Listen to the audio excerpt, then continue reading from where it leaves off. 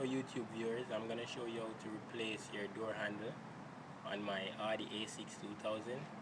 And first you have to lock your car and hold up the handle. And I create this device from a hanger from my closet.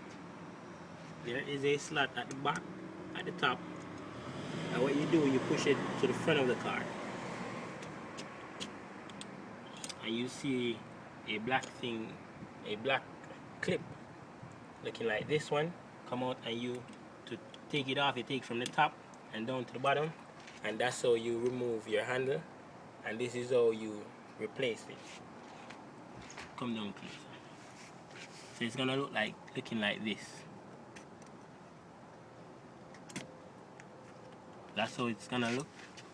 And what you do, when you hold it up, you put it at the back and you push until it come out. And to replace it, to put it back, start at the bottom, then come to the top, and then it's in the corner where you put the clip, and that's it. So simple. Thank you for viewing.